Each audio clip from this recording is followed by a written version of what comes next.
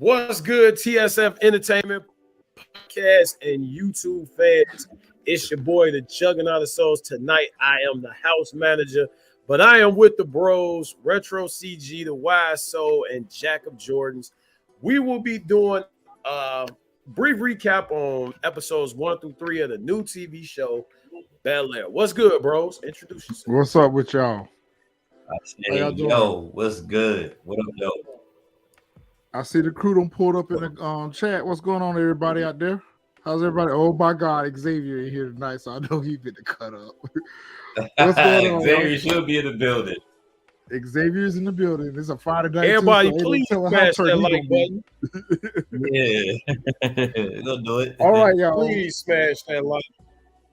So we got a special host with us tonight, Mr. Wise Soul. Welcome to the panel. Yo, thanks for having me. Appreciate it. Appreciate you being here. So we got a new show alert, y'all. So tonight we're going to be talking about the new series on Peacock, Bel-Air. It's a reboot of the Fresh Prince of Bel-Air. What y'all thinking about the show so far? I love it. I love it too. I think it's lit, man. I love it. I love the characters. I love the way they portray, the way that they put in some darkness with the comedy. Or not necessarily putting in darkness with the comedy. I don't want to say that. I love the way that they. I love the way that they put darkness over the comedy, right? In order to make this event happen, you know, because I thought it was going to be some comedy, you know, goofball type, type joint, and I'm persuaded. Like I'm good. I love it. This is probably one of the best reboots I ever seen. I think there's going to be some comedic elements in the series, but for the most part, I think it's going to be pretty dramatic. And I like it that way, though. I think they take it into the right direction because, going in, I was like, I don't know. Don't mess with the classic. Let it be. And then that first episode, I was like, oh, they got me. I'm hooked. Yeah, that's how I was. That's definitely how I was. I just kind of, I was down. I was doubting it for a minute, for sure. Like, I was just like, nah, I'm straight. Then when I watched the first episode, I'm like, oh, okay, all right, yeah, let's get it. All right. So tonight we're going to cover episode. Man, like I was disturbed, but this shit is lit. So tonight we're going to cover episodes 1 through 3. So what do y'all think about the cast so far? What do y'all think about the new Banks family versus the old? Hey, I'm digging it, man. I mean, they gave him a little spin. I mean, I definitely appreciate the fact that, I mean, you have like, how can I say it? You got like a melanin family now. You know what I'm saying? Like, you got this family, like everybody, except for Will and Ashley. Everybody got that, you know what I'm saying? Got the whole melanin. Yeah, everybody got the whole melanin joint going. You got Hillary. Hillary ain't, you used to that ditzy, can't cook Hillary. This Hillary right now is like woke. You know what I'm saying? Like that's the best way I can describe it. And my boy Jeffrey, man, bruh. You know what I'm saying? He the house manager. You know what I'm talking about? And we had said in the beginning, when we saw the first episode, and CG, you text me, it was like, man, did you see Jeffrey? I'm like, bro, why that man look like he a hitter? Yep. Bushmaster. What going on? Bushmaster, right. What going on? Bushmaster. Yeah, I definitely like Jeffrey. I have to say, by right now, he's my favorite character. So we're going to start off a little bit different than we normally do on our show. So we're going to do a little character breakdown. So what do y'all think about the new Will? I think he's doing great. I'm gonna tell you why he's doing great. Good job too. One of the things that makes it perfect. One of the things that makes it perfect because he's from West Philly, so he already has like the language. He always had like the Philly swag, and not to mention he kind of resemble a little bit of a younger Will Smith, even like well before Will Smith was the Fresh Prince of Bel-Air. He kind of resembled a little bit, But I feel as though like the Philly swag, I feel like the Philly swag is just like brings it up to a different level, especially because it's on like a millennial standpoint. It definitely brings it up to another level, and I love it. I got no problem with how they casted Will Smith at all. Okay, I agree. Yeah, he fits that. Like when you look at Will Smith, you're thinking, who can they cast? They like, you know, play, and you thinking somebody already famous, already out there. You ain't really thinking nobody that's gonna really hit that. And then they bring this kid in, and you're like, okay, I can see it. This is a modern Will Smith would look like in a BELAIR spinoff, and they casted it perfectly, in my opinion. I agree. Yeah, 100%. All right, what's your thoughts on Uncle Phil? Oh, Yamacraw. Yamacraw. What y'all think about Yamacraw? Yamacraw. I'm gonna be honest with you. Know what I'm saying? Personality, he fits the bill. Personality, he fits the bill. Yeah. Like if you get stature and size wise, then it's completely different. A personality, he fit the bill. You know, he remind me like he should be like Tay Diggs' older brother, or I don't know, somebody related to Tay Diggs or whatever. But personality wise, I think he fits the bill. I think he checks off of every damn box in order to match Uncle Phil's personality when it came to the original show. That's my personal opinion. I think I like this Uncle Phil. I like this Uncle Phil. I mean, James Avery, he did his thing, but we're talking about two different shows. So I like this Uncle Phil for this type of show. I think this Uncle Phil, he get his hands dirty. I think he will get his hands dirty. And if he haven't, he already has in the past. Or at least we know that the house manager will. At least we know the house manager is. Right. Yo, I like this. I like Uncle Phil. You know, Uncle Phil. Adrian Holmes actually played in if you've seen on Netflix, it's called V Wars. It was a vampire series. He was actually like one of the lead actors in that too. Oh, okay. I got to check that out. Uncle Phil always been kind of like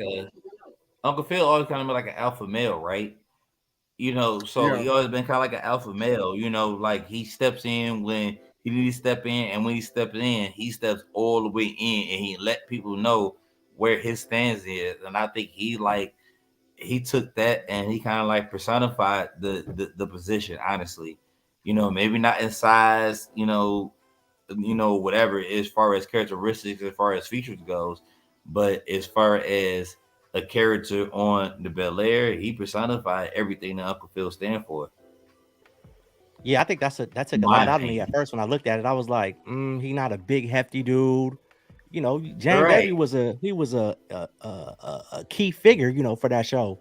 And I saw when we saw the previews, you're like, this don't give me Uncle Phil vibes, but his attitude and his mental is there.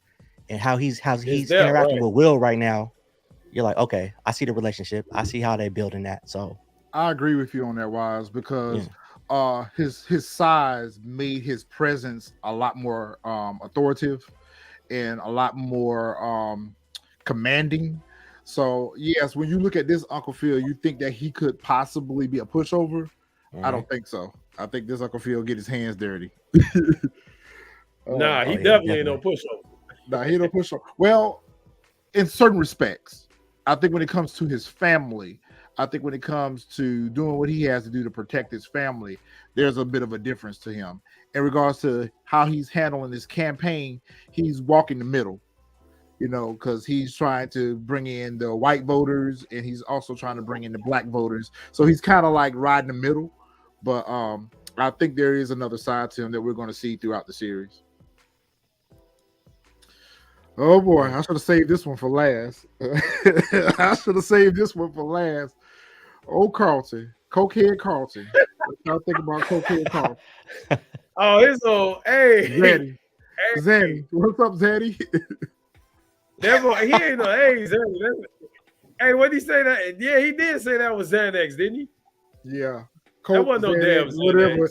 He pushing it up his nose, whatever it is. He a junkie.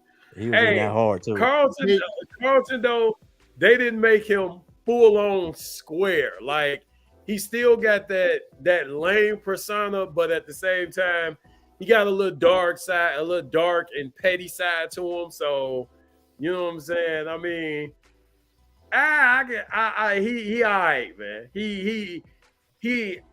Me personally, if I was his cousin, I'll punch him out every time I saw him. But he all right, man. Yo, he's my favorite character right now. What? He's my favorite character right now. Just explain that and elaborate. Look, I'm gonna get into it. It's that, like we was talking earlier. It's the darkness of it. Like we didn't see that Carlton we knew before, goofy, corny. You know, this dude is like still goofy and corny. He a game goofy in this one. He game goofy, but it's the attitude. Like he just be just like whatever. Will, you know, whatever. I know you're here on some other shit. You know, or my bad, some other stuff. You know, he know Will is there for a different reason, and his just attitude is like okay. I like him as like the villain in a villain role, not as in like, oh, he's my favorite fun character. Right. More of a, you know, oh, he got that villain role to him. Like, hey, and I kind of hope they keep pushing that forward. Like, don't ease up, you know, because before Carlton and Will end up being real close at the end, you know, being like best friends. Let that build later. Like, I don't want to get to that right away. Let Carlton I want to see that like season 3. Yeah. Right. 3, season 4, somewhere like that. Right now, I like this protagonist antagonist relationship. Right. Yes, I agree. Definitely. All right, Marvel, what you think about Cocaine? I think this Carlton has a sense of entitlement. Yeah. You say what? He has a sense of entitlement. I mean, I agree. Like beyond just the regular character that we use, the regular character that we was used to seeing in the original Fresh Prince, I think that this Carlton has way more of a sense of entitlement than we ever seen any character that was dealing with the Fresh Prince of Bel-Air, because of, I don't know, he feels as though he's the man and he should just run the campus and he should just run the floor. And now that Will has showed up, kind of like the original, now that Will showed up, he feels as though he got to show some flex. It's beyond the fact that he does Xanax, you know, he stuffs Xanax up his nose. That's one thing. But his sense of entitlement and the sense that he feels as though that he should have this go this way and this go that way and everything needs to be programmed to his liking, that makes me further hate Carlton than what his original character was casted on the original Fresh Prince of Bel-Air. And he got nothing to do with his Xanax, you know, or whatever. That's one thing. He's not a cokehead or this and another. He's gonna have Xanax up his nose, which is not a good thing either, but it helps get to a person that deal with anxiety. Where the hell you get crushed Xanax from, though, bro? Crush it up himself.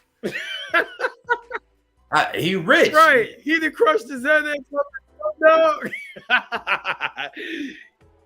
Yo, but I think his hate, I agree. We needed a villain. His hate is on a whole nother level. We needed a villain. Yeah. And Carlton was the perfect villain. We needed a villain to betray whatever it is that Will was up against. You know, it wasn't going to be what he went against Philly for the longest. Because they only lasted for so long. The primary villain is Carlton. The primary villain was his. Well, the primary villain was him being oppressed by being in Philly versus him going to Bel-Air. So it's like we needed a primary villain, I feel. To best describe this Carlton, I would kind of put this on the lines with when Heath Ledger played the Joker.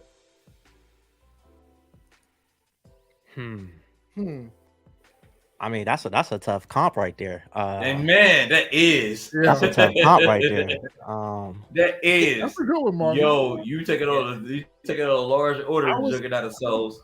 Yeah. It's because you love to hate him on the screen. Right, when Heath Ledger played the Joker, it was like that part consumed him. This dude took Carlton and basically like, yeah, I'm gonna throw this out. I'm the bad guy. Yeah, straight like that. Hey, you know what? You know, we never hated Carlton before. That's why I said, you know what? Like him doing Xanax, you know, I'm not disagreeing with that. And this is somebody that deal with anxiety. on my own personal, on my own personal stuff I got going on. And not in that aspect, but I feel as though that his jealousy, his envy, and the way they portray his character is a darker side of way they did it in the original. Like Carlton was always jealous of Will. When Will got there, he was jealous of Rip. Like he was jealous of Rip. He was more athletic. He had more charisma. He had more women. Or he was able to gain a lot of people more attention than Carlton ever was possibly to do with his slick talk as far as academics go and anything else he had going on. And because of that, I feel as though that we developed. Right. Remember, he shot that damn airball in the original. Like Carlton couldn't step on the same anything when it came down to Will on anything unless it was academics. And I think this is where we pick up on the darker side of that aspect. He's definitely a hater. We know his character. His character always been his character. He's a hater. He ain't shit. But it's Carlton. The guy we love to hate right now. I mean, I say, let's talk about with Carlton, man. The first episode, the locker room scene. Hold on a minute. The man was in there. Hold on a minute. Put a pin in that for a second. Put a pin in that for a second. We're going to come back to that because I got some things to say about that. Put a pin in there for a minute. All right. What y'all think about Aunt Viv? Perfect. Aunt Viv. Perfect. I love her. Perfect. Dude, but mannerisms, everything, the way she talked, everything. She looked way better than Aunt Viv. Which one or both? Both. Yeah. I was like both of them. Yeah, both of them. Yeah, she looked way better than Aunt Viv. Well, another thing too, I feel like this version of the Banks family is a little bit younger than the original Banks family. To me, I felt like the original Banks family was a little bit older. Maybe mid 40s, early 50s type deal, So I think that this cast is a little bit younger.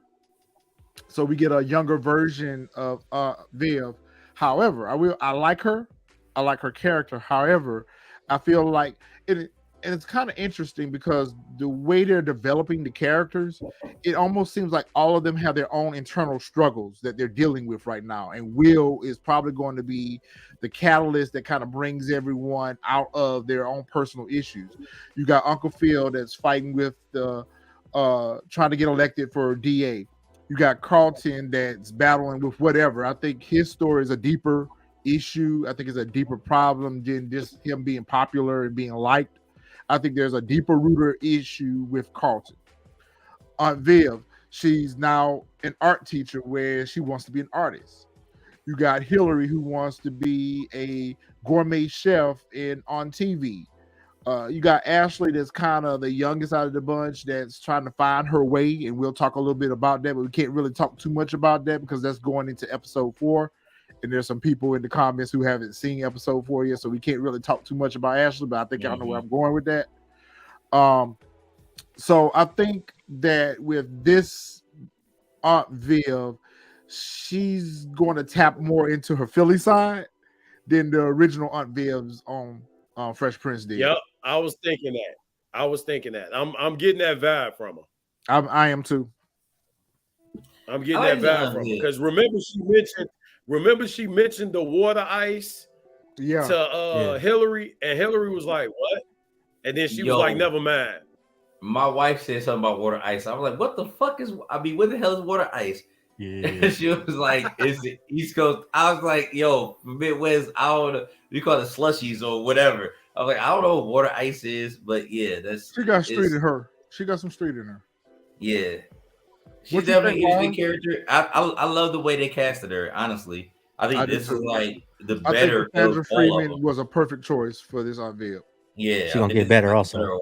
Yeah, I agree. Well, Wise, what you think about Aunt Viv? She's good, man. She's cool. I feel like it could be just me, taking it back to the Fresh Prince time. Like I feel like they almost got the perfect combo.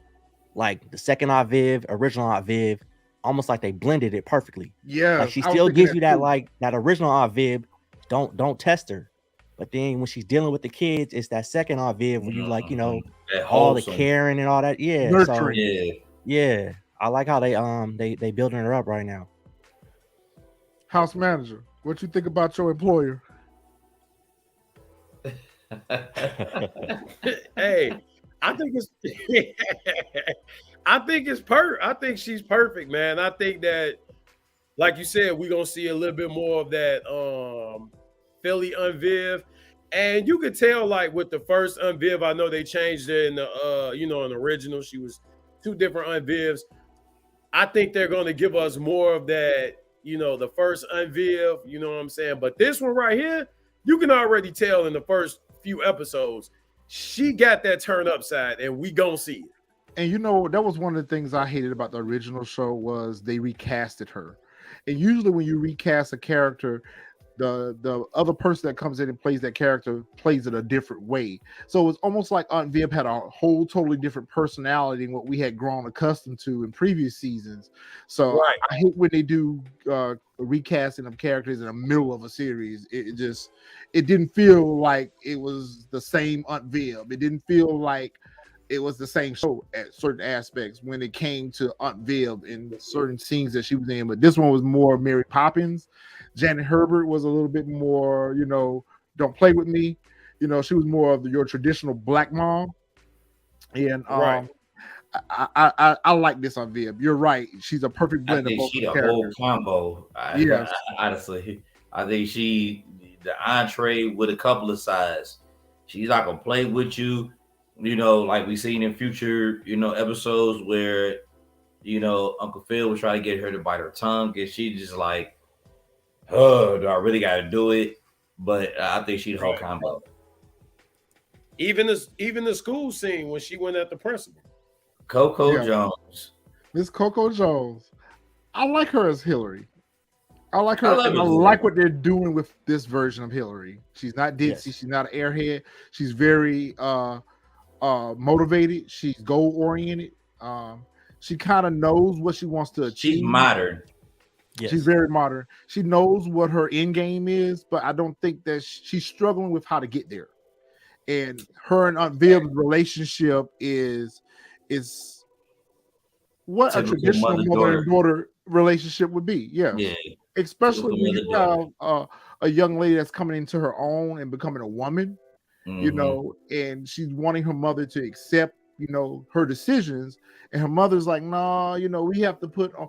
But for me, I don't necessarily feel like as much as her wanting to put on airs because they're in this middle of this campaign, as much as it is that she wants to direct her daughter's life on how she should be living her life and what she should be doing with her life right now. I think it's a combination of both, honestly. I think it's like she's trying to guide her into a different area. Like I think Hillary is kind of, Aunt Viv is trying to live vicariously through Hillary's character, kind of, because he's trying to like push her towards this. You can be this and you can be that because I wasn't this and I wasn't that when I had an opportunity to be this and I had an opportunity to be that. And I'm trying to present opportunities for you to be this and opportunities for you to be that. I think she's living vicariously through her daughter because of her decisions on not to paint anymore. I agree. I do like the way that she's casted. I do like the upbeat, more millennial version of Hillary. I can deal without all the periods, but this is the way that the millennial force is. Is Instagram is a bunch of periods. And it's a bunch of social media. Like her social media life is kind of like what oversees everything that she has going on, which I get that because that's a millennial aspect of the world that we live in. And I think she was casted good too.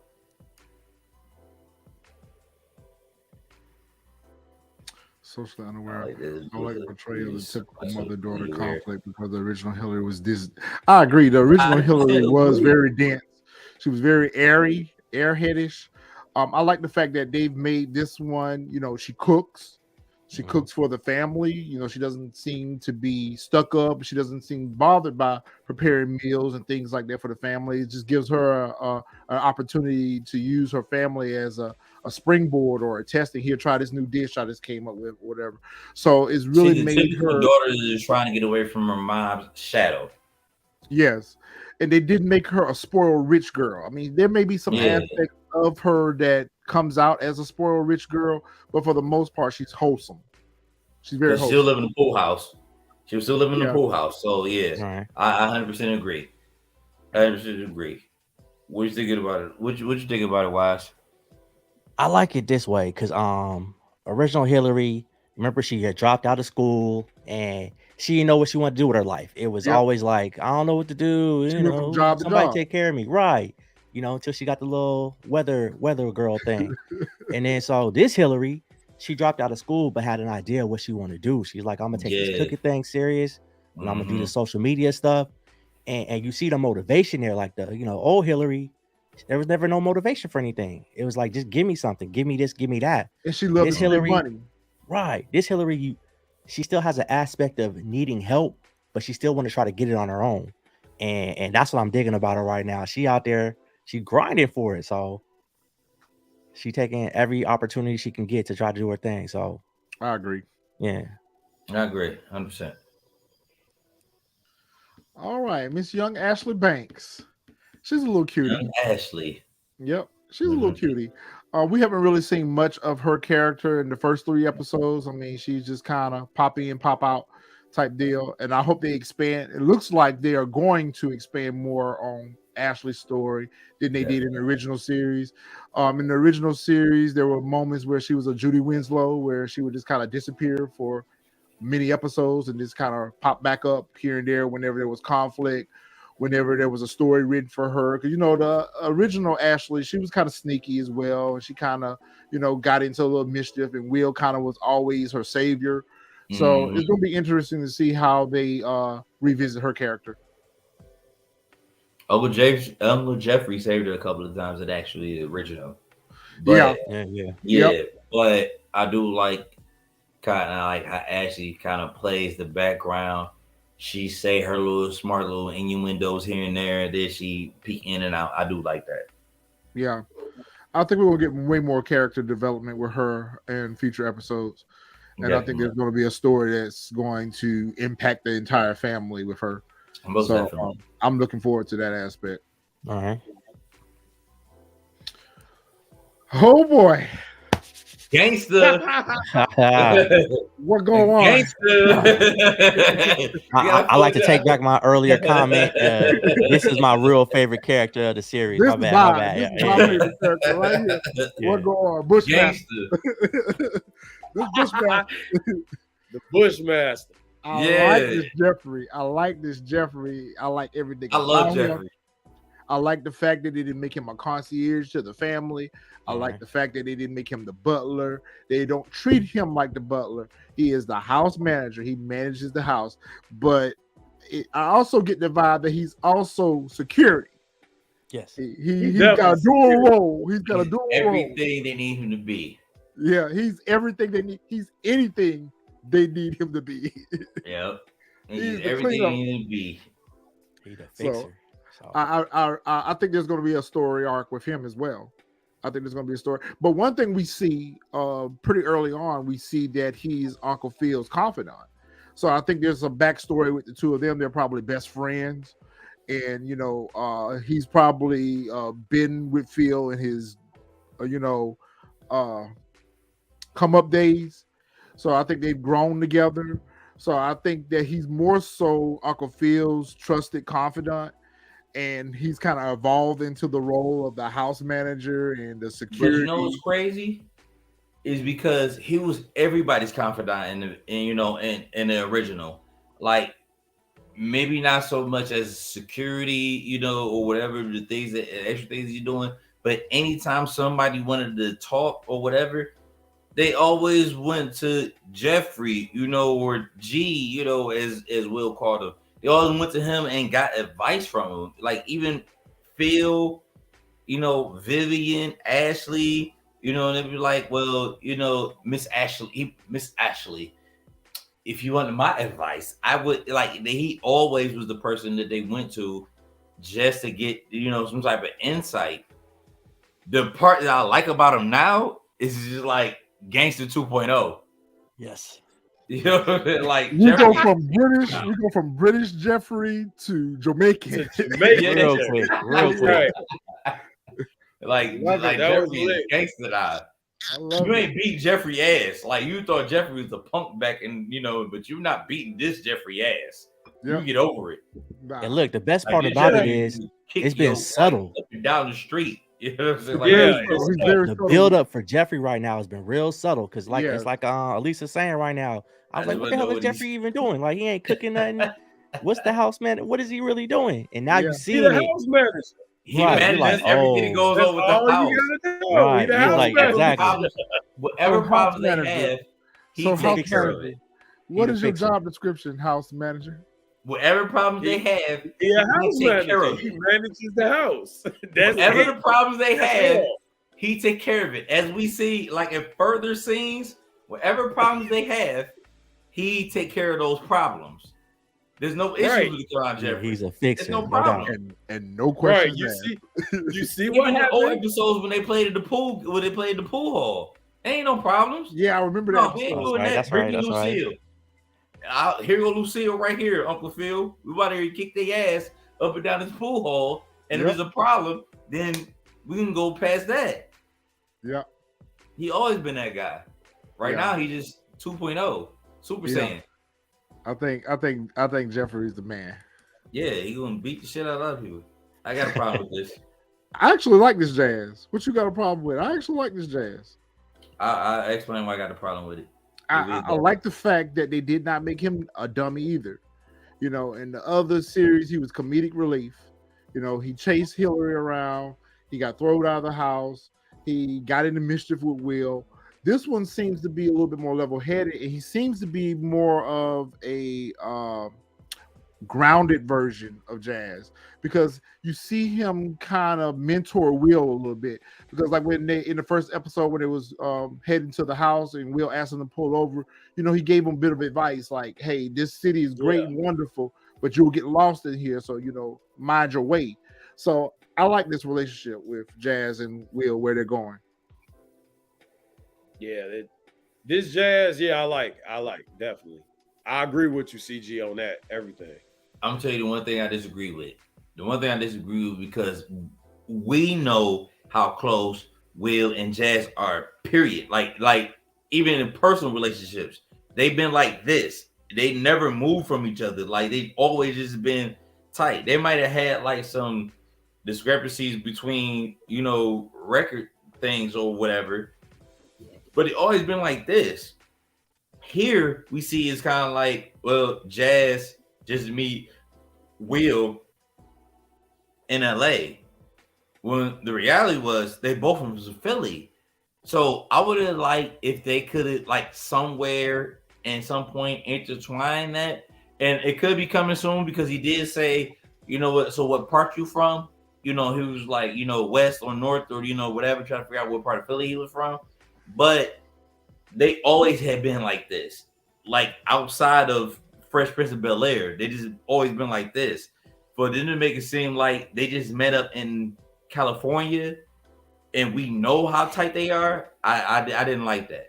That part I didn't like because we know better. Like everybody who didn't follow their careers, DJ Jazzy Jeff and the Fresh Prince, we always knew better. So you would have liked Jazz to have been Trey? Not necessarily be Trey, because Trey is actually a character in Fresh Prince. But, you know, in the original Fresh Prince, you know, but I would have liked for them to have some type of affiliation, like, yo, I ain't seen you in a while, you know, whatever. I'm not mad that Jazz was the Uber, you know, and he wasn't in the taxi. I'm not mad at that at all because, you know, it's a millennial thing.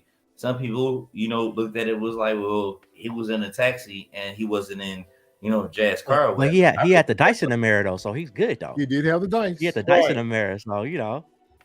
Right, but Jazz and Will has always been like this.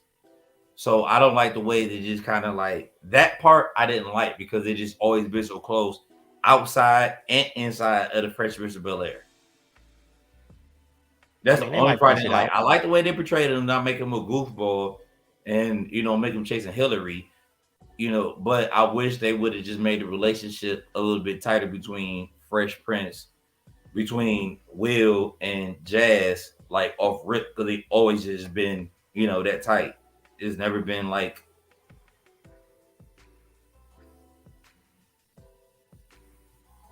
Well, maybe we'll get some future development with those characters. Maybe they're just going to grow their relationship It could be through this series. I think that's what they're probably going to end up doing.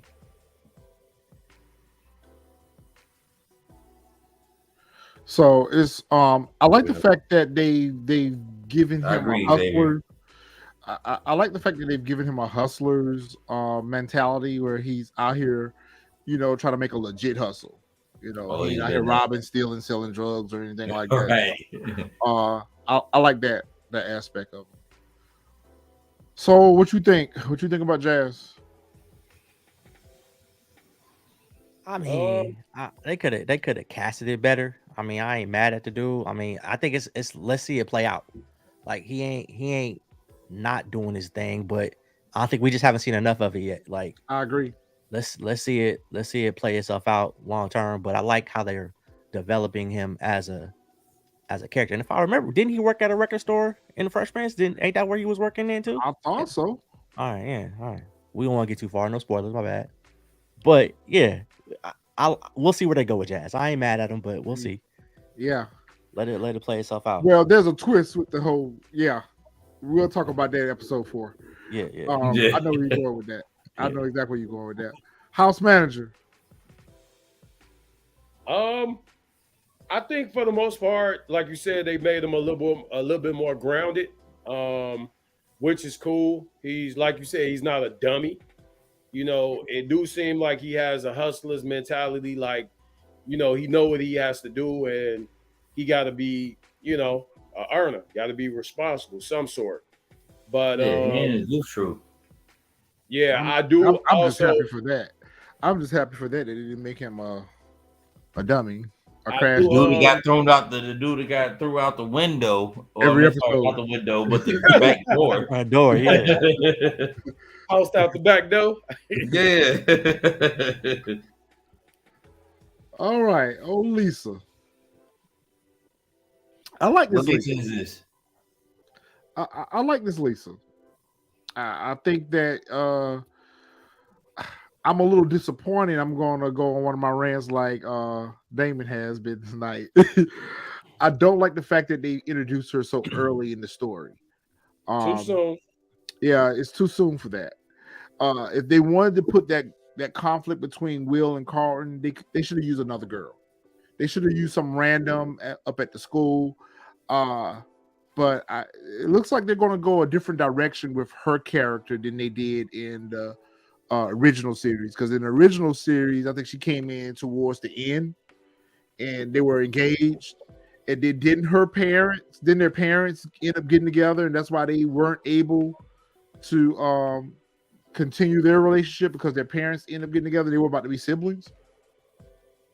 So I don't think they're going to go that direction with this Lisa. But I do think that there's going to be some type of chemistry between her and Will. And the fact that she's Carlton's ex-girlfriend, that's going to always have conflict between the two of them if she ends up being with Will, and they used to have a thing. So that's going to always keep that combativeness for her as part of the story between Carlton and Will. So I think that's part of the reason why they are introducing her so early into the story, to further ignite the conflict between Will and Carlton. Yeah, I don't think they should have. That's the only thing I really don't like so far is how they're playing her character with the whole she used to date Carlton thing. Yeah, that wasn't the case. Like that's just not how the case was. And it's like you said, she came in a little too early. Like they could have used the what was it, Mimi Mumford from the Fresh Prince. You know, they could have started it that way. Oh, she could have caused a conflict. Yeah, using Lisa in this case, I'm like, I don't like how they're doing it. Like that's the only flaw I think I have right now with that series, It's how they're developing her and how they're using her. And I almost get the feeling as if she's going to go back and forth between the two of them. I think she's going to go back to Carlton because she seems obligated or guilty about whatever Carlton is going through that's pushing all that white stuff up his nose, whether it's Xanax or Coke. Because she even made a comment to Will where, how much do you know about your cousin and what he's been through? So I think she was kind of obligated to be in that relationship with him because their families grew up together. Their mothers were sorority sisters and whatever. So I think there's going to come a period in. It depends on how many how many seasons this goes. But I could see where maybe in this season she's going to be with Will. Maybe in that season she's going to be with Carlton. I feel like she's going to go back and forth, and I hope they don't do that. I agree with y'all both with as far as the development of Lisa, because I just think her character was introduced way too soon. So I completely agree. Or even if they were going to introduce her in season 1, let it been towards the end. Yeah. But Inception, we're not ready for her yet. They gave her like the what? She was in like the first 15, 20 minutes of the first episode. Yeah, she came in pretty early. She came in early. What do y'all think about Viola, Miss Viv? I like her. I like this version of Will's mom. And it seems as though we're going to see a lot more of Will's mom in this version than we did in the Priest version. In the original series, she only kind of came around for holidays. Right. So she only showed up for holidays and stuff. So, and I like the fact that they made her very well rounded. And I guess Will's original mom, she kind of had her head on straight, but I always kind of got the impression that she was kind of struggling, with being a single mother, not necessarily struggling. It's about the original, right? Yes. This one right here, she seems to be very well versed in being a single parent and not bothered with that. The original Will's mom, to me, it seemed like she kind of didn't really know how to raise, Will. And she kind of relied on the Banks to, kind of parent Will and raise Will. I feel like this one is a more stronger version of Will's mom than we've seen in the original series. I think the structure was always there. I think the original structure, they just didn't show enough of her. I think it could be that, but I think the original structure was he got into some problem in Philly, whatever, and it just kind of they kind of showed the darker side of getting some problems in Philly, whatever. It wasn't, I necessarily didn't take it to the fact that she was struggling to raise them. It just seemed to me that it was more so that she had problems with keeping them out of trouble. Maybe that's what it is. Yeah, and the best bet and the best case scenario was for him to go and live with his Uncle Phil. So, So in the original, we seen he got into a little scuffle, with them, whatever, and she didn't want him to get into I don't want to say gang, but jumped by people from Philadelphia, so she moved them out.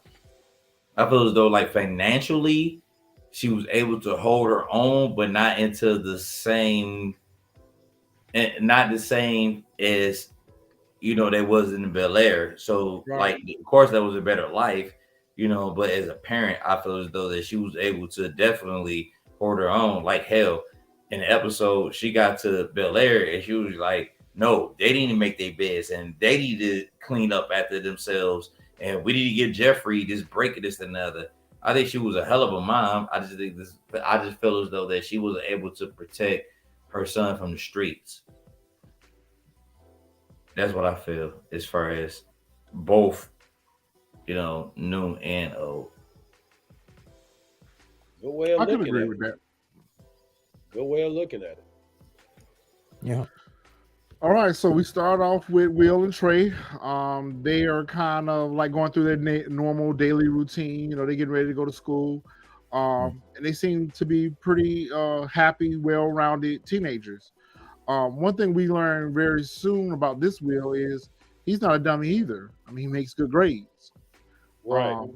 And of course, he has opportunities that's ahead of him right now with getting a basketball scholarship. And so, that's what his goal is, and where his mother's goal is to help him get through that and to get into college. So what y'all think about Trey? Look, I like it. I like Trey just for the fact that it's this series so far is they take just the little minor details out of the original series, and they take some of it and they give you a whole story out of it. Yep. Like the original Fresh Prince, Trey came in for one episode in season 1. His homie from Philly, he ain't seen him in a while. Bam. Next thing you know, we getting an origin story, really. Like if you look at it, episode 1 is an origin story of how everything went down before, what Will was like back in Philly. And what his life was like back in Philly. Right. And you see how that relationship played out with Trey. You're like, okay. I even look at the old episode different now because I'm like, it makes sense. Like if you look at it that way, you're like, okay, they was really tight. You understand why the connection was so strong. So strong, right? I agree. Yeah. So it doesn't necessarily feel like a pilot episode. You're right. It's an origin story. I agree with that. I could have said no better than Wise, honestly. Yeah. So we also see that Trey is not necessarily a hothead, but he had the foresight to. Okay, so they run into a banger, one of the little gang bangers, one of the little local gang bangers, which Easy I felt to like, block captain. Not him, Darnell. When they ran into Darnell on the street when they was eating the Philly cheese steak, and Darnell came up to him and was like, "Why buy me one?" And so they run into one of the local pushers or whatever, who probably played basketball in the neighborhood with them, grew up with them, or whatever case may be. But he went to juvie. He out here in these streets or whatever. So whatever opportunities that Trey and Will have for them is not what Darnell has. So there's a little bit of animosity or a little bit of light hate that's going on between the two of them. So of course, he's picking at them about being in school and playing basketball and all that, and he kind of challenges Will. And Will is he's competitive. And so what's important to Will is that he earns the respect. The city pride too. Yes, he has that. I'm from Philly pride. Yeah, he got this heavy city that's pride. Going to make him look weak, he's going to challenge that.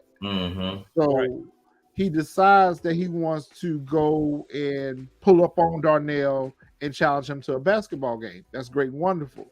Trey had the foresight. It was poor judgment, maybe you could say, but Trey had the foresight to bring a weapon with them. He had the John to protect them in case something went wrong. You finna go deal with a thug. You know that you getting ready to go deal with a street dude. So we might need to have some extra backup in case something pop off. So what do y'all think about those events? I think personally with the whole I thought that was great story. I thought that was great writing. Yeah, I was gonna say that. I was gonna say, comparing it and the contrast to the original, I could say personally that, man, like that. Given what we know, from the original, and then seeing this, it's kind of like, wow, they took this to the extreme. Yes. You know what I'm saying? Like they put a gun in the scene. Will ain't no little pushover, man. He swung on the biggest drug dealer of the neighborhood. You know what I'm saying? Punched him out, and it was a whole brawl at the basketball court. He even fired the gun. He popped it off. And then at the fact that, he was able to get away because, so what happens is that, they have a game, and pretty much he has a bet with Rashad. Rashad tells him that, hey, if y'all win this game, I'll give you $2,000. If you lose, you're going to come work for me. So, you know, Will's kind of cocky. He's like, hey, will you pay me in 20s? Because he knew he was going to win the game. So Darnell gets mad and throws the basketball. I feel like he was throwing it at Will. It hit Rashad. And Rashad was getting ready to pay him. Rashad had no money. He was getting ready to pay him. He was like, who did that? Yeah, hothead. His homie ran off. The Darnell dude runs off. And, you know, Will walks up to him. He swings on him. You know, I'm not scared. And so, you know, he was able to get away. But when he saw they were stomping out Trey, he went and got the gun. He blasted it in the air. And then at that point, he pointed it at Rashad. And Rashad was like, yo, you better use it. Because I'm going to get your ass. I'm gonna get you, yeah. No, they was beating Trey the hell They up. were beating him down, yeah. He had to do something because Trey was like, yo, go to the bag. He had to do something because they were gonna kill him. Yeah, they were gonna stomp him out on that court. Yeah. Look, my favorite part about that whole scene, though, again, I gotta say it again, it goes back to the little things. Just like in the opening credits for Fresh Prince, dude gets hit with the basketball in the head. Yep. And that's how it all pops off. Yep. And they bring it right back to that. And I was just like, obviously more extreme. And I'm like, yeah. I was getting ready to say that too, in a much aggressive way, more aggressive than it did, because he didn't get spun around. Right. He was getting ready to get. But of course, the police shows up, and Will ends up getting caught, and Trey gets away, and he gets arrested. And so this is a pivotal moment right here, which is why I grabbed this screenshot, because at this moment, I feel like Will's changing. Or because of this incident that happens, it's going to affect him for a little while. And we see that through the next few episodes, that this moment right here has a lasting effect. It's going to have a lasting effect on Will and maybe affect some of his actions. So he's in the jail, you know, and he's crying. He's upset. And you know, he's mad and angry at the same time. So, you know, he mean mugging Rashad mean mugging him. They were just mean mugging the hell out of each other. Like, Easy to block, Captain. Yeah. Famous battle rapper, Easy to block, Captain. Easy does look kind of menacing. Hey, he's a battle rapper that's out cold. And he's from Philly. I'm not sure what side of Philly he's from, but he's definitely from Philly. Yeah. So the next morning, Will gets released. And Rashad like, yo, what's up? He a snitch. So like he ain't even seen no judge yet. Like, how did he get out? That part right there was like, I was like, wait a minute. You've been sitting there looking at him this whole time. How the hell did he tell anybody? Right. Well, the person get out there early though, the first thing you can go to is just snitching. And we were like, yo, he got out and he the one that, in their words, he the one that had the John. So how the hell he get out? You go straight to snitching. Be like, he snitched. He had the gun. It's those little nuances, but yeah, like ain't you been bugging him all night? Like, how he snitched? He been nowhere. Right? How he been in there crying all night? He been in there crying all night. He ain't even went nowhere. Tell them save them tears. They ain't gonna save you. He said, "You can say them tears. They ain't gonna save you, buddy."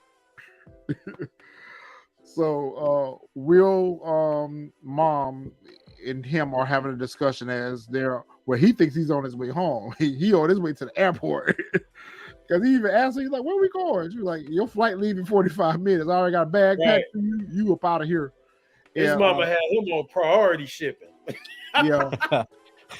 But she was trying to put him clean up out of because he didn't realize what imminent danger that he was in. He was ready to go back and think that he's going to pick up life. Like it was going to be sweet. Yeah, like nothing just happened. Like he's going to resume life. Nothing was going to be sweet. Yeah, and she's trying to tell him like, you do you know what you just did? Like, do you understand the consequences of what you just did?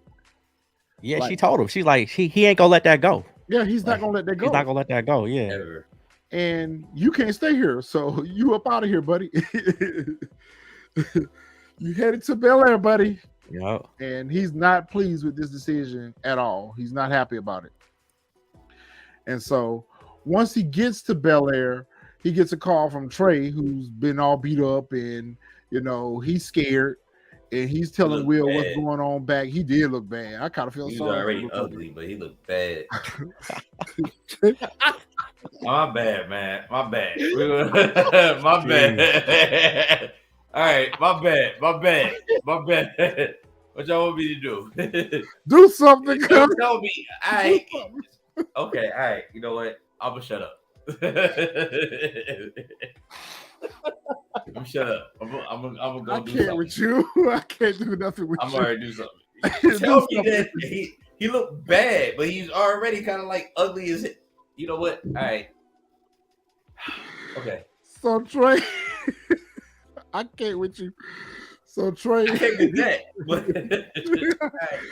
So Trey tells him what's going on back in Philly, and pretty much there's a hit out for Will. Rashad ain't gonna let this go. He's pretty much telling Will he didn't even realize Will was gone. He thought that Will was still in Philly, and Will was like, no, I'm out here in Bel-Air or whatever. So at that point, Will decides to I think I'm a little further along than where I wanted to be, but Will decides he wants to go back. So we'll come back to this particular situation. But when he gets to LA, he meets up with Jazz. Now, this is the part that I need a little help understanding, and maybe one of y'all can explain it to me, because it almost sounded like when he was on the phone with his mom, he called his mom, or his mom called him to see if he made it. And didn't she ask him, "Did you get the ride that Aunt Viv had sent for you?" How did he end up with Jazz? I have no idea. That exactly what had happened. I have no idea how it switched. Okay. I thought I was just... No idea. I think it might have been like a piece that anyone... I have no idea, but that's exactly what happened. Yeah, and maybe it was just a way for them to introduce the character. Yeah. Those little nuances that we always pick up on. Maybe that was just a way to introduce the character.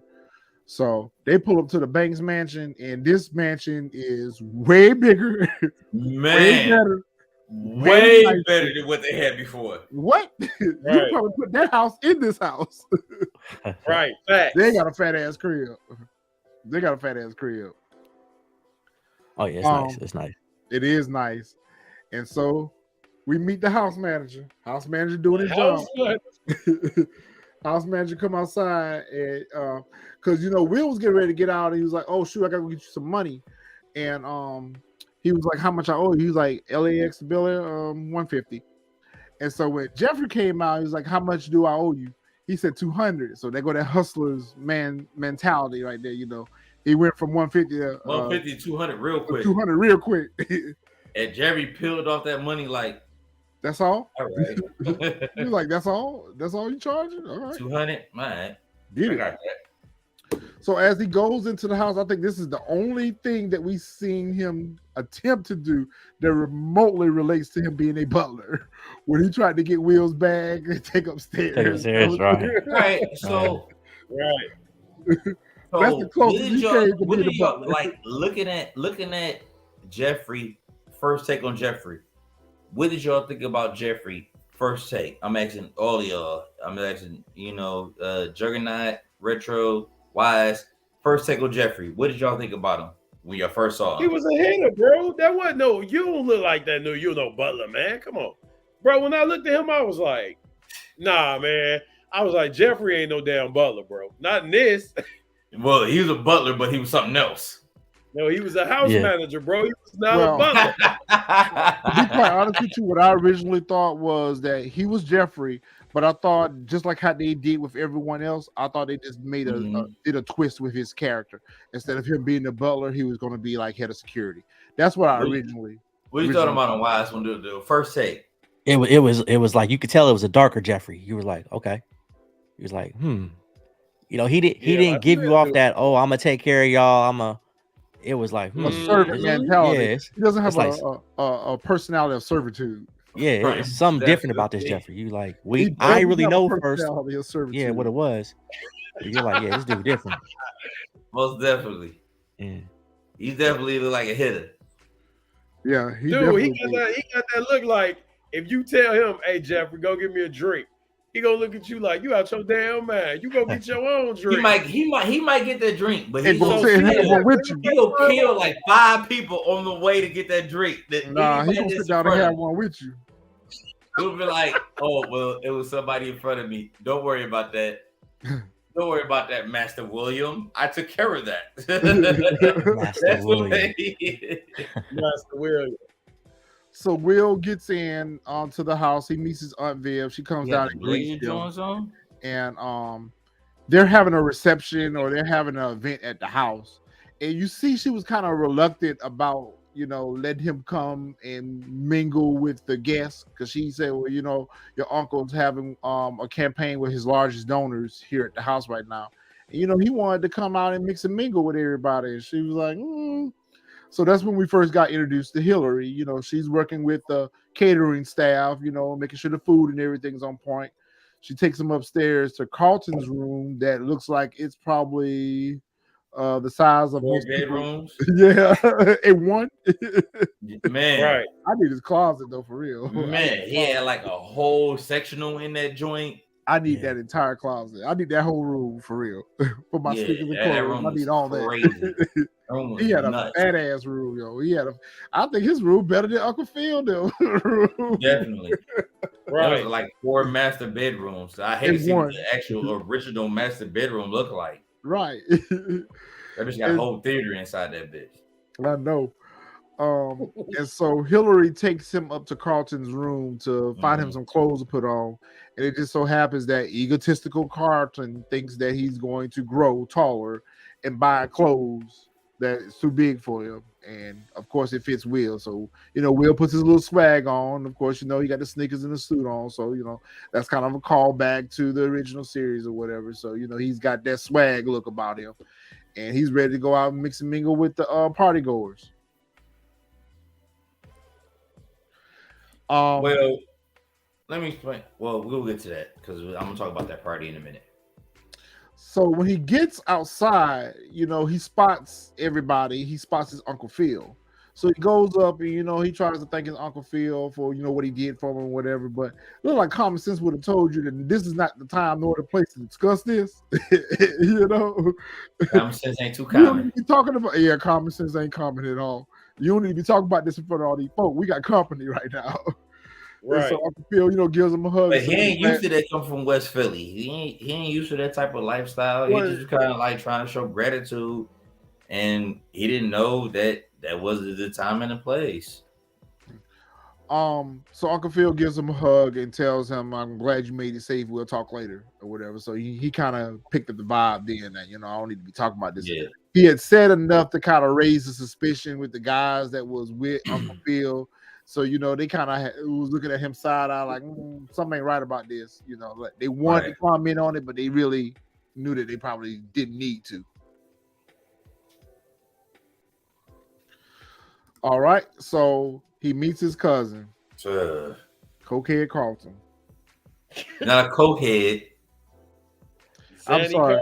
That's his nickname. Yeah, that's Zanny Carlton. I don't care if it is that X. It's Zanny Carlton. Well, you call him Zanny Carlton. I'm gonna believe that if you want to. Yeah. He's Zanny Carlton. And he's just smug and arrogant, like, he doesn't seem to be don't you like Isaiah Thomas? A little bit. I was thinking more Don Cheetah, but like Zeke, man. That's Don Cheetah. That's Don Cheetah. That forehead. He doesn't seem too genuinely happy to see his cousin. And of course, you got to make a little dig about him having your suit on. And of course, the $500 cufflinks or whatever, just trying to shame him. Just trying to shame him. You ain't used to dressing like this. You don't know how to wear this or whatever. Just being smug and arrogant as usual. But I hate Carlton whole ensemble, but that's neither here nor there. Yeah, I don't know what he got going on right here. I don't like the suit at all. Terrible. And whoever tied that tie, they need to go back and try again. Man, that is bad. They tried to do double Windsor, and that shit went terrible. I don't know. The suit might be Tom Ford, though. I don't care. He said, I don't care. It probably is. I really don't give a shit. It's bad. It's not the suit. It's not the suit. It's the shirt. It's the exactly. It's the shirt. But, It's the shirt. It's definitely the shirt. But it's typical Carlton. Carlton used to have like the flyest polos on ever in the series, and he could never pull it off. One thing that I didn't mention earlier on, that was mentioned earlier on in this episode, was Will and his mom hadn't spoken to them in a number of years. Wow, yeah. So, you know, they haven't been around each other, or has, at the very least, haven't seen each other in less 3 or 4 years, maybe. So, you know, you would think that they would be eager to reconnect, because, you know, Hillary was happy to see Ashley was happy to see him, but Carlton is like, you know, what are you doing here? What are you really doing here? Because, you know, we hadn't seen you in all these years. You're here for a reason. So he's instantly suspicious as to why Will's there. Oh, Miss Hillary. I love Hillary. I love her. I love her personality. I love the fact that she's beautiful. She's a baddie. I think they're going a little bit over the top with the whole social media thing. I hope they kind of drown that out a little bit, but it doesn't seem like they're going to. But I want them to do something else with her character besides her in this rise to popularity on social media. I want them to kind of dumb that down a little bit. I don't want them to just continue that narrative with her. But when you look at it though, like the Hillary back then, that's what she would have been like. If there was like social media back then, it would have been like, I'm trying to be an influencer, you know, like that's what these rich people do. They try to be influencers and they got their following. So I can see where they keep going with that, just because it's also modern. Like that's just the times, you know. They're gonna try to reach that audience. So you know, they get to school, and well, first off, there's a party that night, a beach party that night out at Carlton's friend's house, Connor. And Connor is your typical suburban rich kid, silver spoon, entitled white kid. That Carlton let him get away with a bunch of shit. So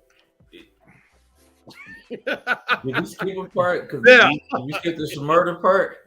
Yeah. Just your money dance. We skipped part. Yeah. Hey, but we need to talk about that, because I feel some kind of way about that. As you should. I'm more irritated with the fact that he was in the middle of them dancing and hopping around like a movie. That's typical Carlton though. But you know what? That I with that portion right there of that scene, it's like you hear and you witness so much of that on social media now, or in the news now, or people actually seeing that. It's like, to put that in the show, it was almost like, okay, the norm to be expected. It was to be expected and was like the norm. But in my mentality, I was feeling like Will. Like when I first seen it, I had to go back and be like, wait a minute, what the hell? But even in the original, this is kind of like, even in the original, you know, when they got pulled over, he felt as though that like his privilege of being rich was going to supersede the fact that he's black. Was going to disregard everything that was going on, you know, in the world. Like it wasn't other privileges out here in the streets. And this kind of like took it to a different level because of what we saw. That's all I'm saying. Well, and the fact that Will tried to check him on it, he still didn't see a problem. He should have. Yeah, he should have. And the fact that Will checked him on it and he still didn't click here that I'm black first. Yeah. You know, and this is socially unacceptable, regardless of whether or not it's acceptable amongst the peers that you're hanging out with, which you should have a problem with that as well. Yeah. But the fact of the matter is that you still didn't see an issue with it. You was like, you know, what's the big deal? That man was standing up on the damn bench, bro. They talking about they was in that bit. They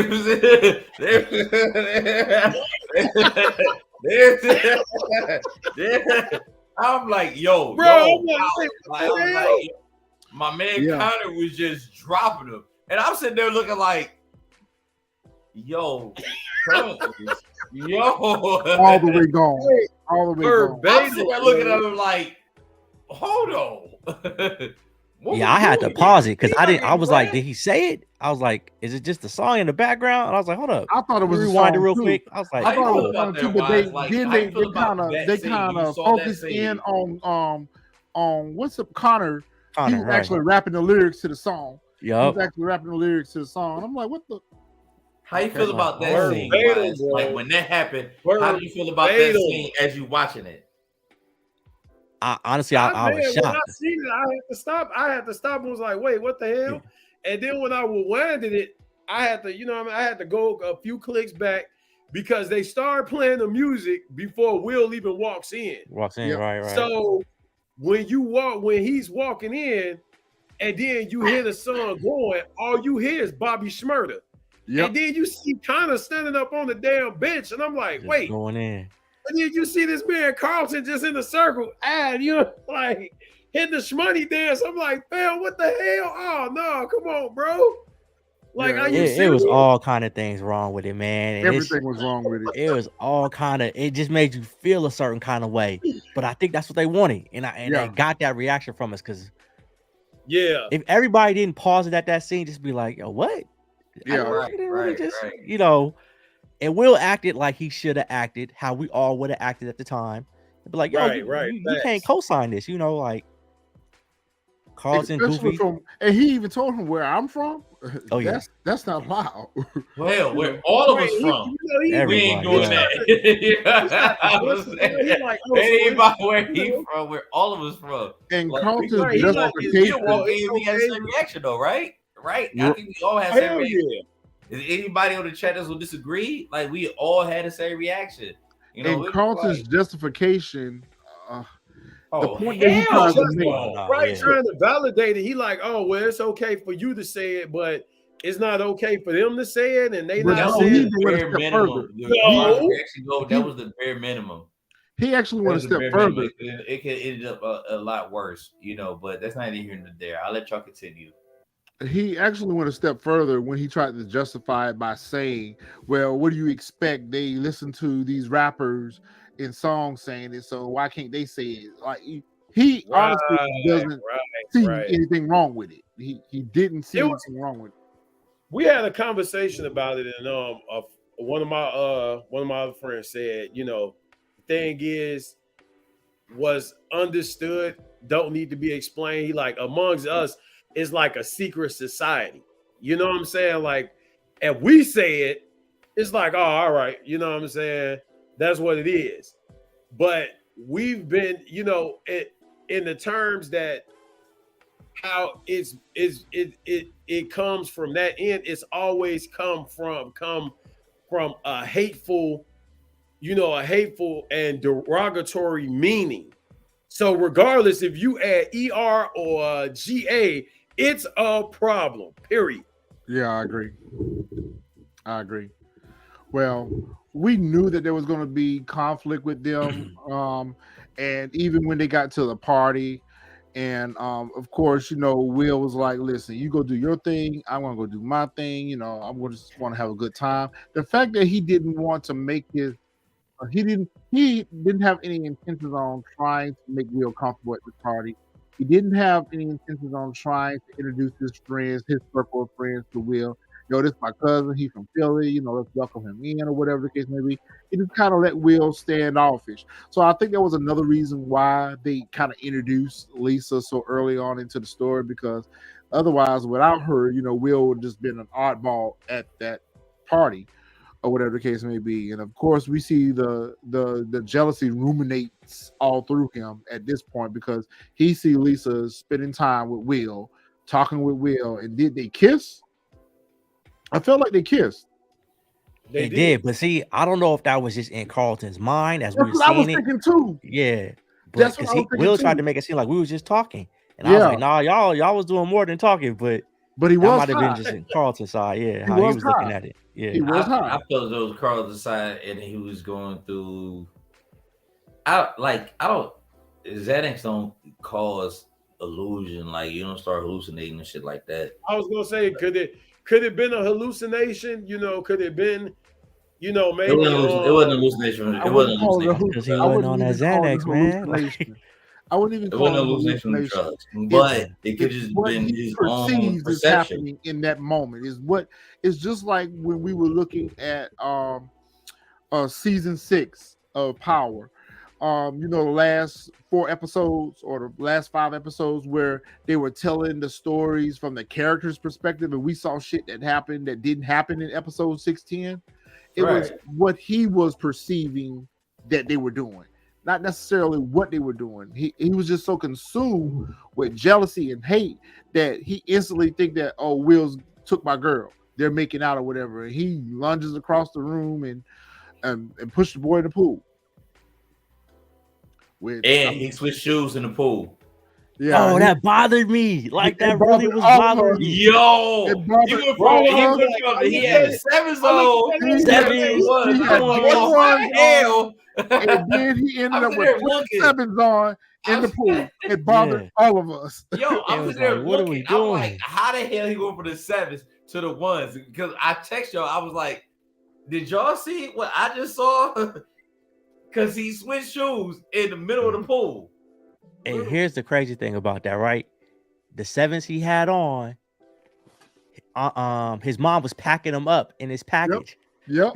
So he hadn't even got the package yet. And I'm like, come on, this sloppy editing right now. Later on they came. That's sticking here for you because I'm like, how did that even happen? I'm like, I got so disturbed just by that little. I was like, yo, how is Lisa saving him? And he got 1s on all of a sudden. I couldn't even see what ones they were. I was trying to dig in and see what ones they were. But he had on those but he had it looked like he had the Flint 7s on earlier. He did have the Flint 7s on. He did. Right. Flint 7s on. When he first walked in the party, he had the Flint 7s on. Right. Then all of a sudden he had some 1s on. Like what ones did he have on? Yep. Right. And when he got pushed in the pool, he had the 7s on. Right. And like that it was like a corridor, like him falling down, and he was it seemed like he was going down to the throne or whatever, and he had some 1s. Yep. How did that happen? It was some 1 mids at first. I thought they were mids all of a sudden it was the Flint 7s again. Yep. Right. But what did Lisa have on when she jumped in to save him, Marvin? Biohacks. Biohacks. Biohacks. Hey, that shit be doing a thing, fam. Lisa put out the biohack, but the crazy thing is, she didn't have a biohack on when she was talking to him. She did. Sloppy editing. Sloppy editing. We don't. She had the biohacks on. No, I don't think she had the biohacks on when she was talking to him. When she dove in, she did. No, but I think when she was talking to him, she had some different pair of 1s on. She had some 1s on, but I don't think it was the biohacks, bro. But now we all gonna go back and watch that again. Watch. Yep. I agree with you on that, Xavier. He says it's Xanax, but we don't know that to be true. Now, if we would have seen him crushing up the Xanax, then I think it's easier for him to say, because we did see a scene. We did see a scene at breakfast where he was taking a pill. Well, he was taking a pill. I would have assumed that would have been the Xanax. I think that he is on cocaine. I really do. Now, personally, I'm a person that have dealt with, anxiety, and I have had, I've been prescribed Xanax or whatever. I never snorted or anything like that. I haven't taken the pills, but I do know what it can possibly do to you. So I'm not really sure. Like, especially if you're abusing it, might be a little bit different. He's not taking it as prescribed. He's sending it directly to his bloodstream. Exactly, and he's not taking it as prescribed. He seems to be running to it for it's equivalent to you lighting up a cigarette when you're stressed. So in high stress or high tense moments, he goes and he sniffs a line. Right. It could, 1, 2, 3 pills.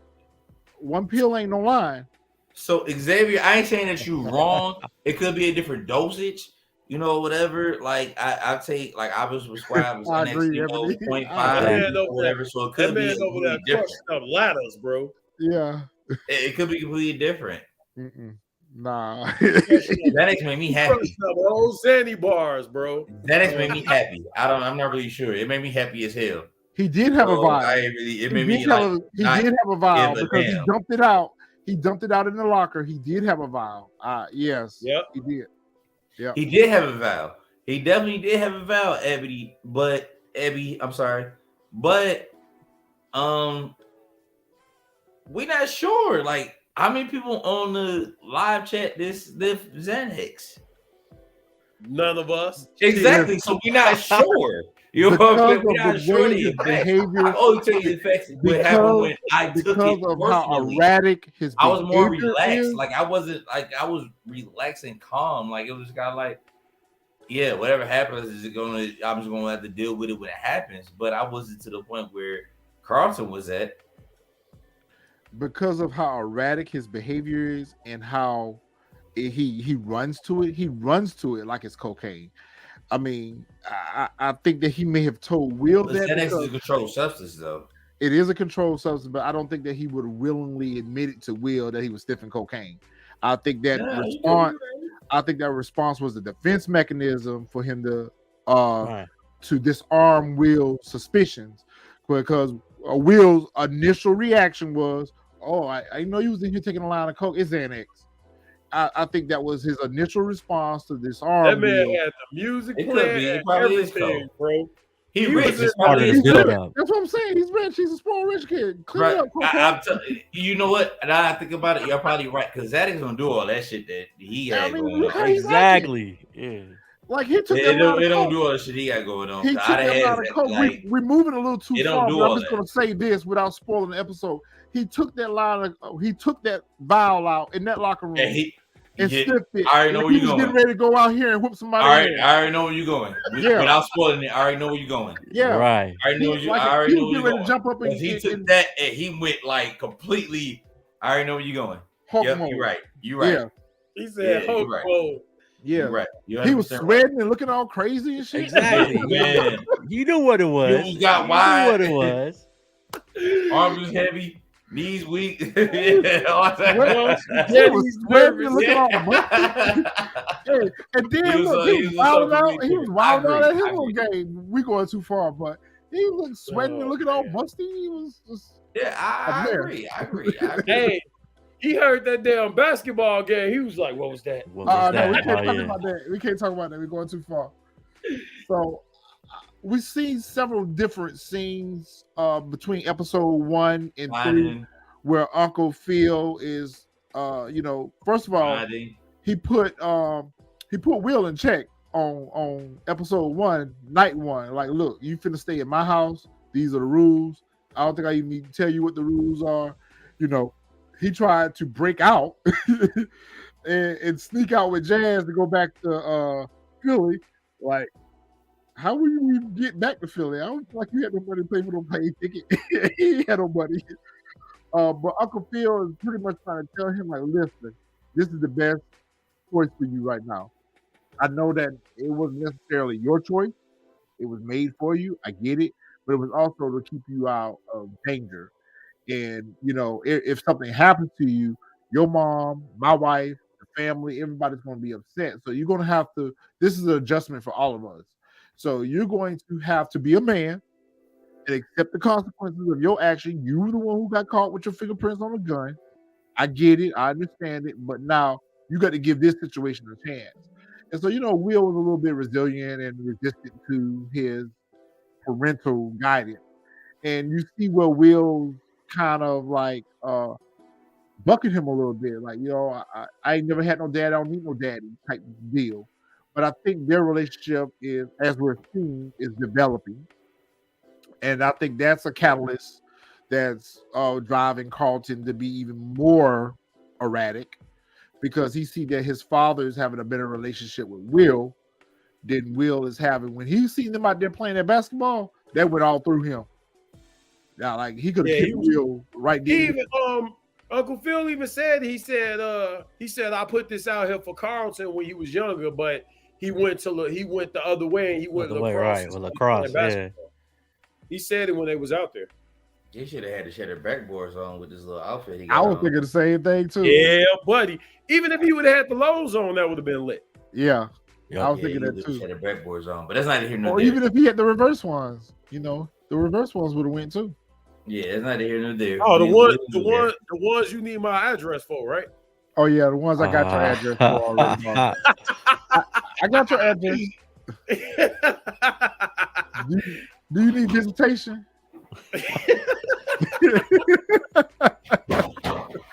So stupid. He's so stupid. So, he's upset about. Oh, that's what we doing? In the middle of a live, that's what we doing? I ain't doing nothing. All I'm saying is, hey, go ahead and take over real quick. Outfit. Hey, so go ahead and take over real quick. This is what we do. That's all I said.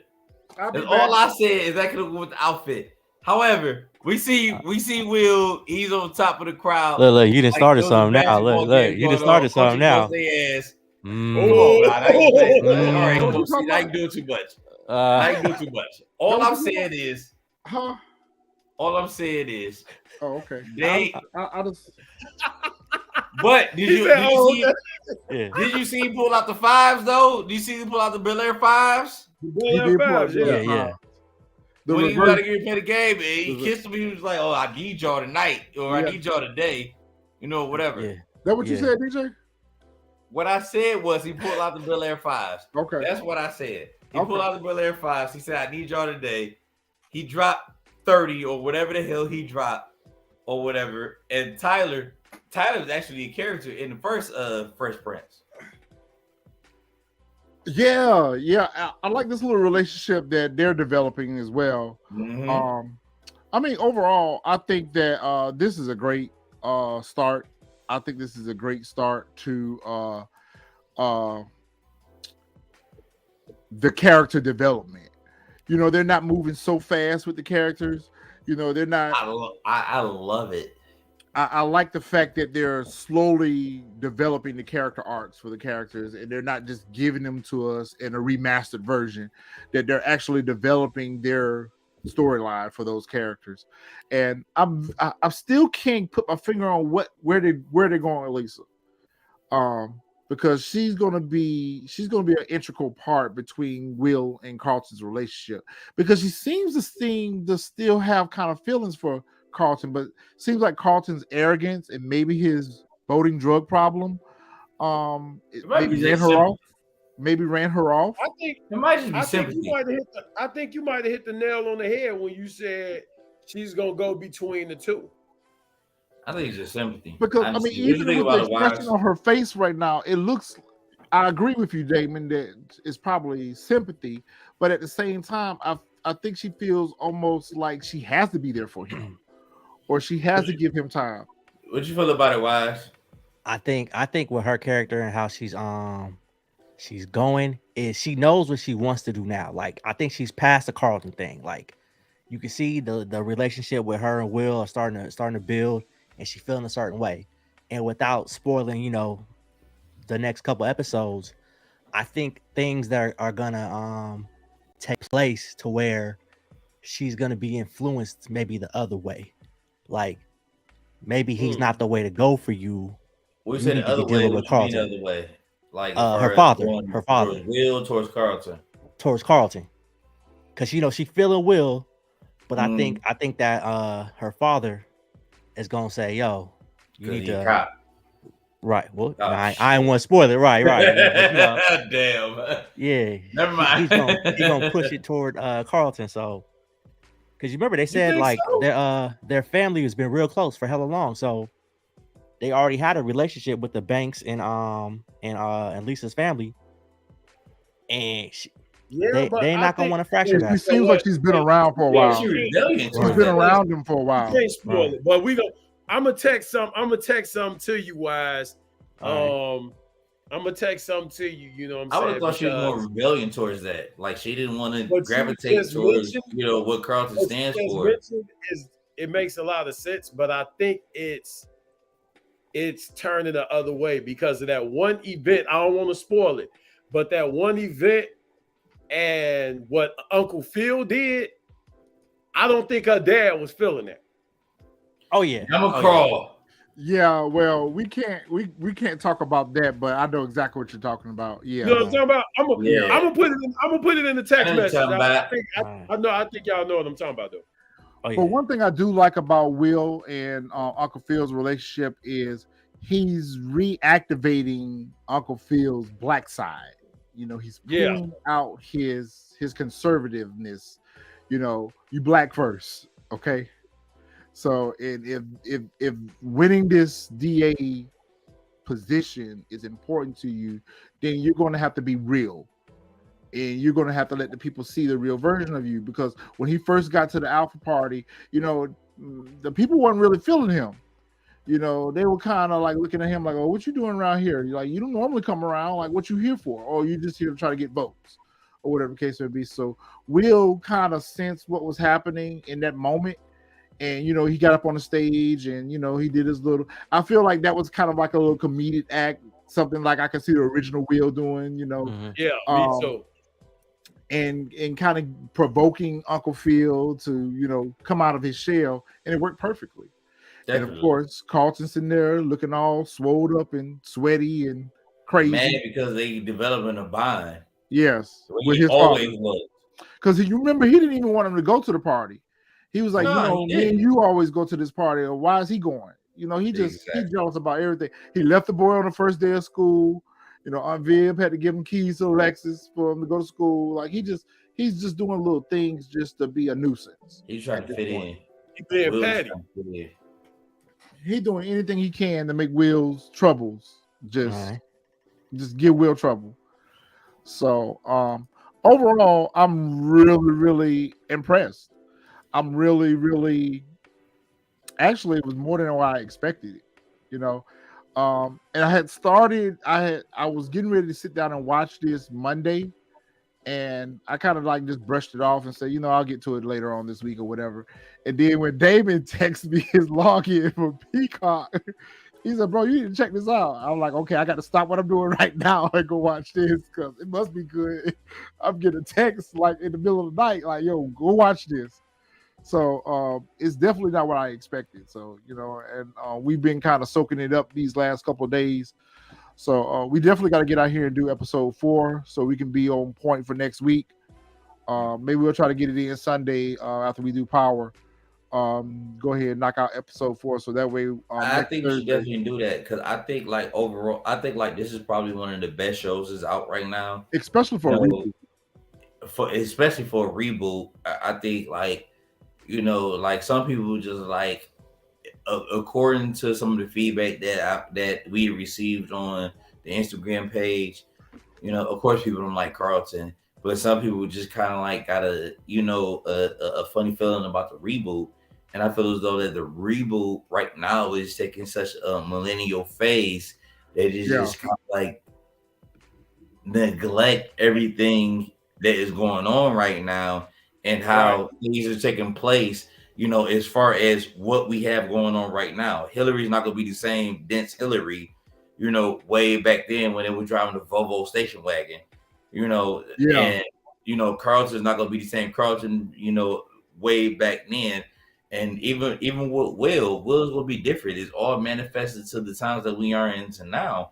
So my advice is to everybody just give it a chance, give it a shot. You know, go into it with an open mind and just see it as like it's a millennial reboot and not what we used to dealing way back then. Batman wasn't the same thing as it is now than it was way back then. Spider-Man, Superman, whatever you name it. So just give it, you know, just give it a shot. And shout out to Freeway. Shout out to Freeway with the coach in the locker room. Yeah, Freeway was the coach. Philadelphia Freeway. And then they played. Hold up, wait a minute. Y'all thought I was finished. Like, they showed Philly a lot of love. They showed Philly a lot of love. Yo, when that came on, I was in the room like, oh, I was in the room. I was just getting ready to say that. I actually like the soundtrack too. They're doing a great job with the soundtrack. Because it's all Philly, you know. So I even like, you know, they play Meek Mill's you know, and they like the language, you know, when the swag and the Philly swag is there. And even with the cheesesteaks, remember when he got there, he wanted the chef to make him an authentic Philly cheesesteak. Oh, right. Yeah, I mean they show Philly That a just lot of sounds love. awesome right now. I'm starving. I know I want one too. So going through the comments on our Instagram page, looks like most of everybody's feeling the show. Everybody's feeling the show. Of course, everybody hates Carlton. So everybody hates Carlton. They love to hate him now. They love to hate him. Whether or not his character was designed to be the villain, we made him the villain because everybody can't stand him. Carlton serves a purpose. I think right now the show is still. I think right now that the show is still in his gas up phase. It's like you still got a lot of people with a lot of doubt, a lot of questioning. And man, do I really want to get into this? And you still got people like, man, I'm not watching that. And some people are just gonna follow the peanut gallery. And if a lot of people say they're not gonna do it, then they not gonna do it. You know what I'm saying? But you got more and more people every day that's actually Let me ask y'all this: do y'all think we're gonna get any cameo appearances from any of the original cast? No, I think so. I hope not. I mean, I would hope not too, unless they came in. Or I mean, it's obvious if they did have a cameo appearance, they would play a different character. So that would be kind of interesting to see if they did, because they couldn't come in and play themselves. But maybe they would come in and play a different character. I'm just wondering if we're going, because there's so many callbacks and there's so many. It's just like wise. I don't think they. I hope not. Like you don't let this cast do their thing and just kind of leave the rest in the past. Like I think that's something you can think about might happen, but it's probably better if they just keep separating it each episode further and further. I definitely agree with that, because that's actually one of my gripes about Book 2 and Power. I would have preferred that you leave that cast behind in the original series and focus on the storytelling and character development of these new characters.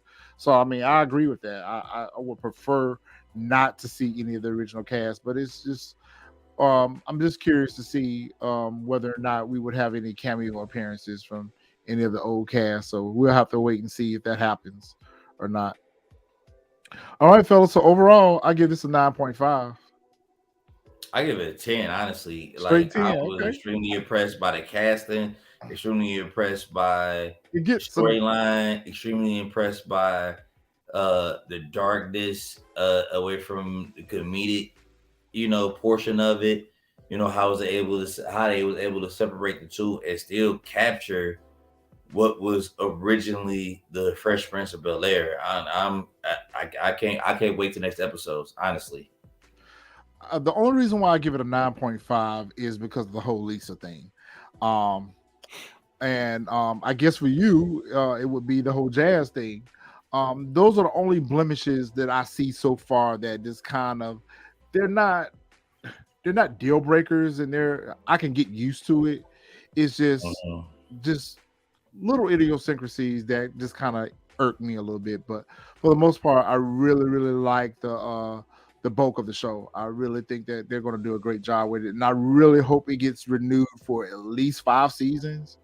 I mean, we've had shows that were way worse. I heard it's 2 so far. Well, they've already been renewed for season 2. Usually they renew season 2 within the first 2 to 3 episodes of a season 1.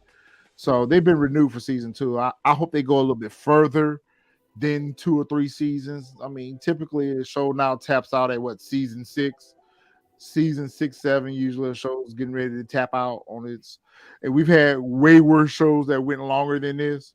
So, and because it's on Peacock, I feel like it would last a little bit longer than it would on a regular network.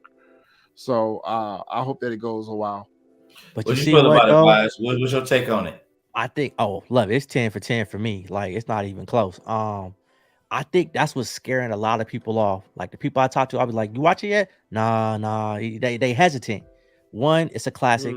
2, I think people are really bothered that it's just on Peacock, and they're thinking, "Oh, it's gonna be goofy NBC." It's Peacock, and I'm like, it's not what you think.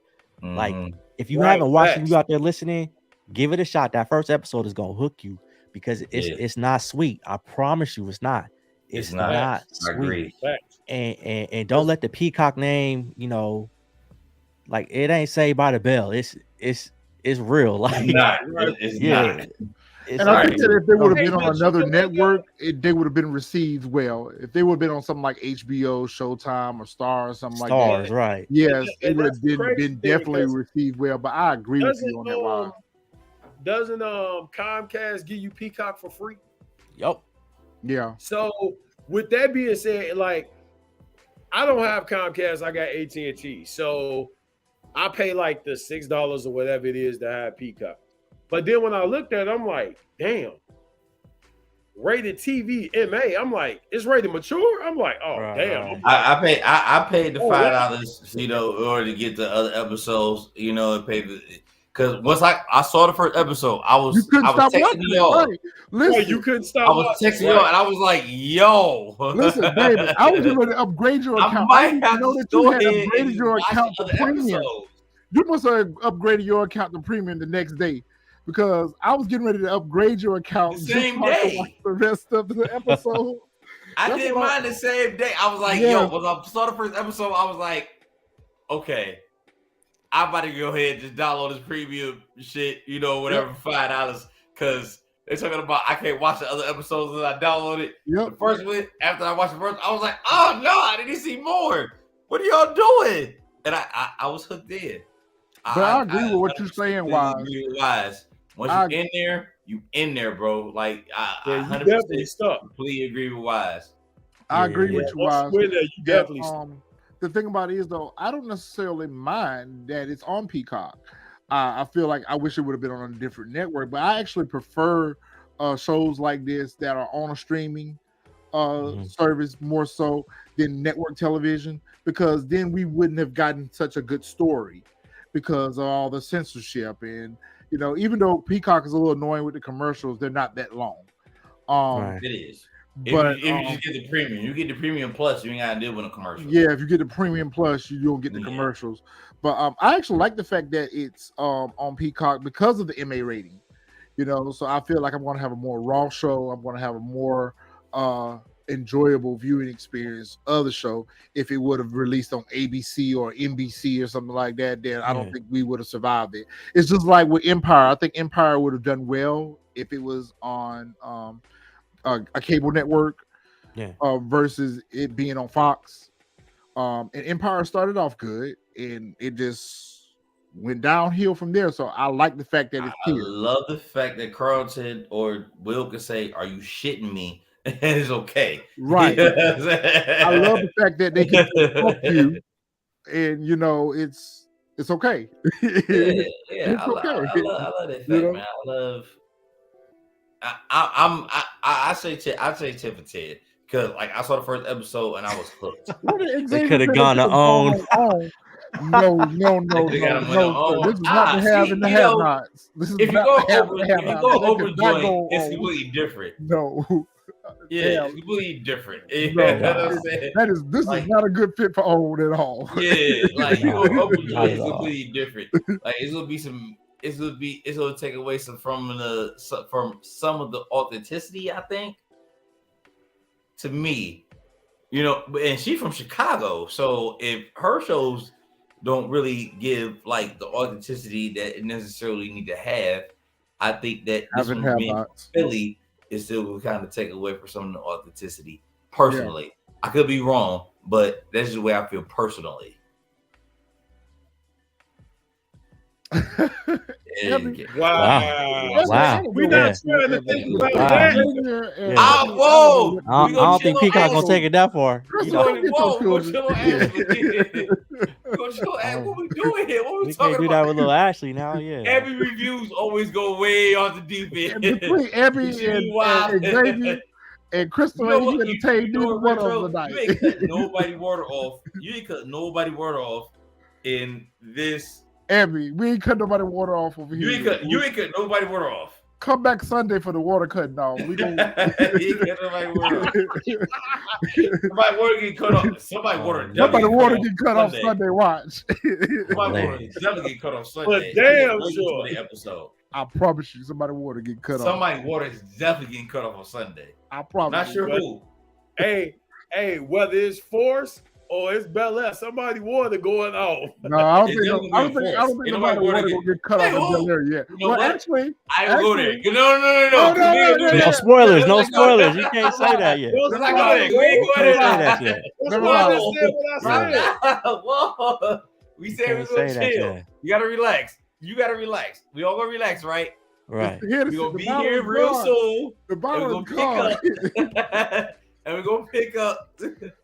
Right. You know where we left off at. We said we're gonna do 1 through 3. Now we'll come back. We'll spin the block and we'll come back before. We're coming back before. We'll spin the block. We'll be back. Y'all. We appreciate y'all hanging out with us tonight. We like for you to shout out to Wise, man. Appreciate you pulling up.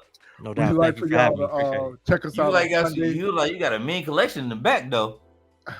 So you like got a couple of gems back there. I see some fours hanging back there. I see some.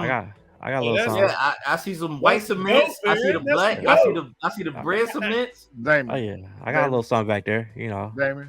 We do that backstage. My bad. My bad. So we appreciate y'all coming hanging out with us tonight. We'll be back Sunday 12:30 to do Power. We'll probably post on our Instagram when we'll do episode 4 for BELAIR. We'd like to give a special shout out to our guest host tonight, the Wise Soul. We appreciate you coming hanging out with us. Hopefully he'll be around for us when we do BELAIR. Hopefully he'll come and visit us on Sunday. I think we're gonna have a pretty jam-packed house on Sunday. Smash that like button and subscribe, yo. Subscribe to the channel. Like, share, smash all of that. All of that. Do all of that. Likes. We got 10 likes. Because this is grown folk music over here, so we like to just kick it. Yeah, we appreciate it. We like to kick it and just give it to you raw and uncut in our opinion. So as always, you can follow us on our Instagram, TSF Entertainment. You can also follow us, subscribe to us on our YouTube channel, the Soul for Our Music Group. You can find me on Instagram at RetroCG. Juggernaut, where they find you at? I guess they don't have no social media. Where they find y'all at? At the YSO, all of them, Twitter, Instagram. I'm gonna go follow right now. TikTok, all that. All that. I'm gonna do all that.